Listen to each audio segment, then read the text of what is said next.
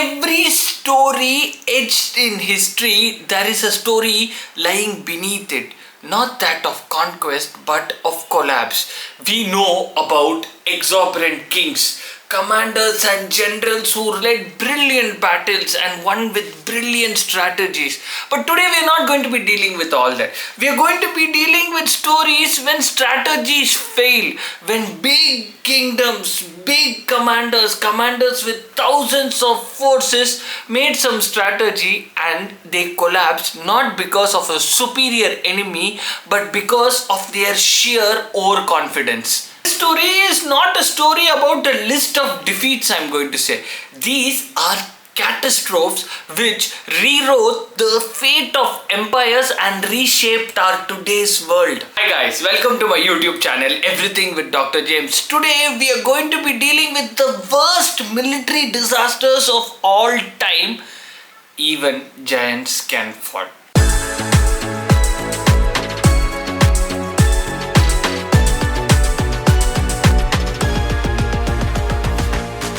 Disaster 1. Teutoburg Forest Disaster, Rome's eternal scar. It was the year 9th century AD. Rome was in the peak of its powers. Its legions are formidable, highly disciplined, high on morale. They marched into Germania not for battle but for administration, because in their minds they have already won the battle. They are so formidable that nobody will come to fight against them. But one man stood between them and victory. It was Prince Arminius of Germania. He was a loyal Roman commander, but he was more loyal to the tribal people in Germania who were seeking vengeance on the Romans for the atrocities these Romans had committed on them previously. Our Prince Arminius, he lured this Roman army under Commander Varus, who were in numbers of 20,000, into this forest. This Roman army in the forest, they did not know the actual geography of the forest. They were surrounded by a lot of trees and bushes, but to the tribal people, they knew the forest in and out and they used it to their advantage. The Roman army were walking in a single file, 20,000 people walking in a single file like a snake, and what followed was the tribal people having an army which is farly outnumbering the people of Romans. Romans had 20,000, the tribal were just a handful of people, but they knew the terrain very well and they ambushed them. The next 3 days was a bloodbath. The Romans did not know what to do because the terrain was unknown to them and they were ambushed in all directions. Their swords and the battle shields became just weights which they were carrying. Commander Varus, not able to bear what is happening, he reportedly fell on his own sword. At the end of those 3 days, 15,000 Roman soldiers perished, 3 legions destroyed. King Augustus famously said, "Quinticulus Varus, where are my 3 legions?" This was one of the first defeats for Rome during that period, which actually humbled them and led them to believe that even gods can bleed in forests. Anne, the perfect trap. Now let's travel back to 2 centuries behind, to 216 BC. The Roman Republic was bleeding that time.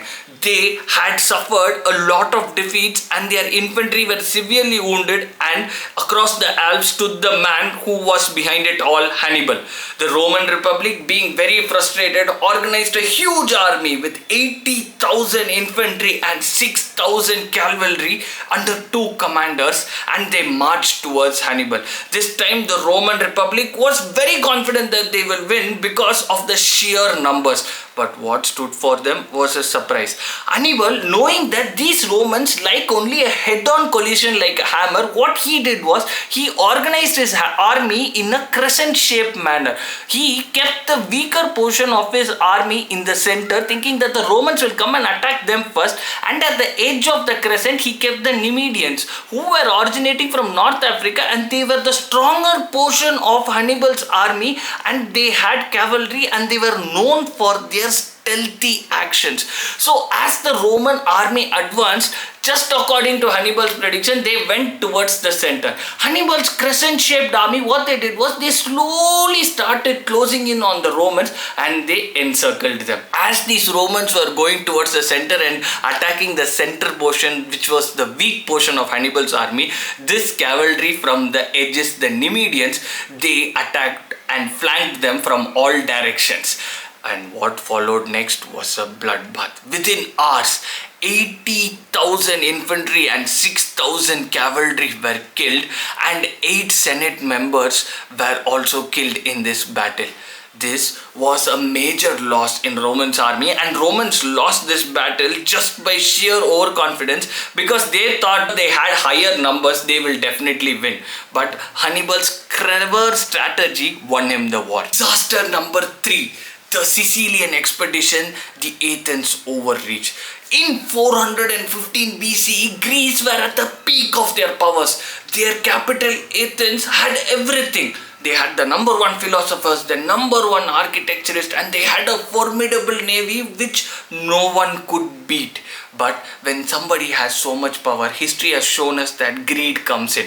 And what was Athens greedy of? They were greedy of a land which was far across from their land, and they had to travel by sea to that land, Sicily, with their crown jewel, Syracuse. And Athens laid hands on that city under 2 commanders in Athens.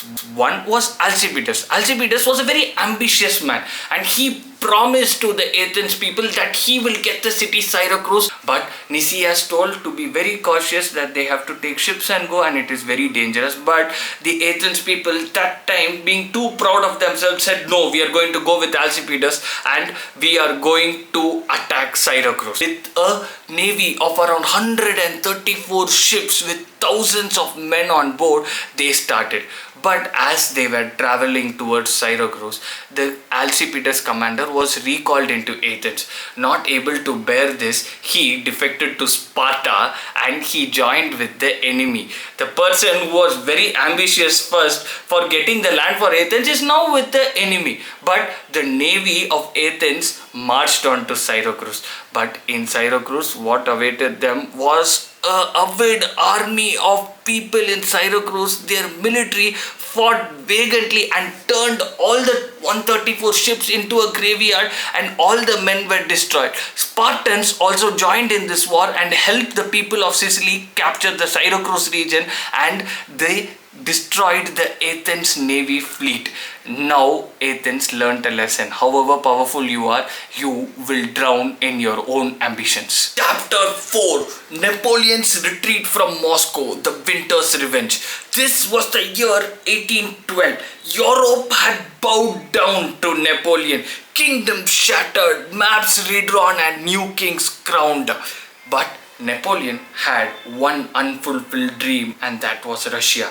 With an army of 6 lakh men, he marched into Russia. He had minimal resistance from the Russians, as the Russians were overpowered by Napoleon's huge army, and he just walked straight into Russia and he entered Moscow. But when he entered Moscow, he was in for a surprise. The city was abandoned and it was burnt. Not knowing what to do, Napoleon waited that for the Russians to come back and surrender. But the Russians did not come back. What came was winter. When winter set in, the army of Napoleon had lost food supplies and they had no shelter. So Napoleon with his army started the most painful retreat. As they were retreating, they were attacked by the Cossacks, and when they crossed the river Brezarena, the ice broke and many of his army men fell into the river. And many army men who even crossed it, not able to bear the winter, just fell, not because of any attack by somebody, but because of hunger and cold. Russians did not defeat Napoleon, but winter did. Disaster number 5. The Gallipoli disaster, the beaches of doom. This was the year 1915. World War I was in full swing and the French were rotting in trenches. But across the sea, a young restless admiral had a brilliant plan. Our Winston Churchill. He thought if he drove the Ottomans out of power, then the war would end soon. So he wanted to open up the Strait of Dardanelles so that we will have an open route to Russia and the war can end very quickly. So what he did was he launched battleships into the Strait of Dardanelles to go to Constantinople and throw the Ottomans out of the power. This is a modern day map of Turkey. As we can see, the Istanbul was the Constantinople at that time. So what Churchill thought was, if we can capture this Constantinople, present day Istanbul, then as we go straight, the Strait of Dardanelles is there. This narrow strait is a passage to Russia. So he thought if we capture this strait, the war will end over quickly. But what waited to them were mines present in the sea, and the sea within hours turned red and the mission was a failure. But this was not the disaster. What followed this was the disaster. Notwithstanding this failure, our young restless mind of Winston Churchill launched a major attack. He organized army from British, French, India, New Zealand and Australia, and he made them land in the Gallipolian Peninsula to throw the Ottomans out of power. But what was present there were high cliffs with machine guns pointed straight at the people who were about to land. And even before people could land, they were killed. Those who were able to land were invited by the machine gun fire and they were killed. A handful of them survived, but they were forgotten. Flies swarmed in, disease set in and people died. By January 1916, Winston Churchill realized this plan was a catastrophic failure and he began his retreat, but it was too late by then. By January 1916, 250,000 people had died in this failed mission, and it proved to us that brilliant minds, when they think and become over ambitious, is a recipe for disaster. Disaster number 6, the Winter War. Finland's frozen defiance. This was the year 1939 and the world was on fire. Up north, Stalin set his sights on Finland and he was demanding Finland to be part of the Soviet Union, but the Finnish people refused. So Stalin with a troop of 1 million marched towards Finland, but he underestimated one thing, the Finnish people's resolve. The Red Army, when they entered Finland, the winter set in. Their tanks froze, supply lines stretched, and the Finnish people had only an army of 250,000. So what they did was they regrouped them as small groups and they started attacking this Russian army, which was already short of supplies and they were freezing to their death. And one man became a legend. He was Simo Haya, who is individually credited with killing around 500 people, and he was nicknamed the White Death. Though after winter, spring came in and the Russians were able to win over Finland, but they couldn't get Finland's independence. They just took a part of the Finland. Though it on paper shows that Russians won, it was actually a humiliation for Russia to stretch their war so much against a small country with an army of only 250,000. Disaster number 7. The turning point of World War II, the Stalingrad siege. This was the year 1942. Hitler set his sights on Russia. He marched into Russia and his first target was Stalingrad. Why Stalingrad was? The river Volga was flowing through it and it was a major supply line for Russia, and Hitler thought if he catches Stalingrad, the major supply line to Russia will be cut off. So he launched Operation Barbarossa. The Luftwaffe, Hitler's air force, turned the city into rubble and the army marched into Stalingrad. But the Soviet resolve was too high. Every street in Stalingrad turned into a fortress and they were fighting. Still, the Germans were winning. But what set in was winter. The German army froze. The supply line was stretched and they couldn't do anything. Then Russians counterattacked with their Operation Uranus. They gave stiff resistance to the 6th Army of the German force, and the Germans couldn't tolerate it, but still they were fighting on. But by 1943, Hitler realized that he cannot march any further, and the 6th Army surrendered to the Russians. This was a public humiliation for Hitler, and for the first time Hitler is seeing that he cannot advance into something which he set his sights on, and his aspirations for Eastern Europe died down that day when the 6th Army surrendered to the Russian, and this was a turning point in World War II. Disaster number 8. Operation Market Garden. A bridge too far. This was the year 1944 and the World War II was coming to an end. The Allied forces had run through Europe and the Germans were reeling. Victory seemed near for the Allies, but yet it was too far.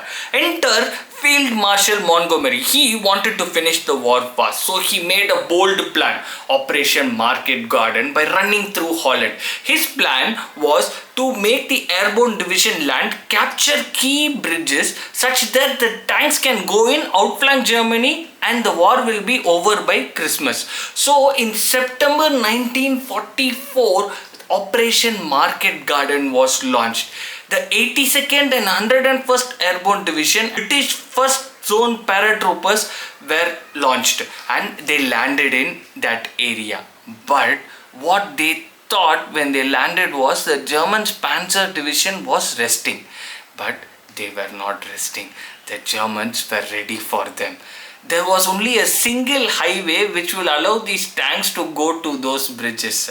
These Arab troopers had landed, but in this single highway full of ambush and mines were placed and the tanks could not go in, and the airborne division which landed in those bridges were stuck.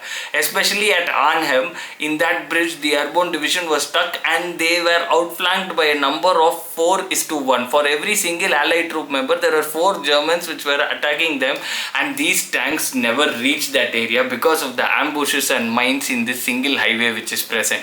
At the end of Operation Market Garden, the Allied troops suffered 17,000 casualties and it was a catastrophic failure. Chapter number 9. The Bay of Pigs, a covert catastrophe. This was the year 1961. Fidel Castro had just won a revolution in Cuba and he has become the first communist leader in Cuba, and he was a thorn on Washington's cap, and United States of America wanted to eliminate him. Their plan: train the exiles of Cuba, sneak them in, keep an uprising, kill Castro, no fingerprints, no headlines. So they made these Cuban exiles land in an area called as Piedra Girón, present day Bay of Pigs. But what they didn't know was Fidel Castro knew their plan. When these 1,200 Cuban exiles landed in the present day Bay of Pigs, Fidel Castro was waiting for them. He captured 1,000 of them, 100 was killed. This was a public humiliation for United States of America during that time, and this made Cuba go into the laps of Soviet Union for their help, and eventually it led to the Cuban Missile Crisis. Remember these stories not to glorify them but to understand why it happened so that it doesn't happen in the future. What do you think is the greatest military disaster? Do let me know in the comments below. If you have any interesting topics which you think I will speak well, please let me know in the comments below and I will speak about that topic. Do like, share and subscribe me for more interesting videos like this.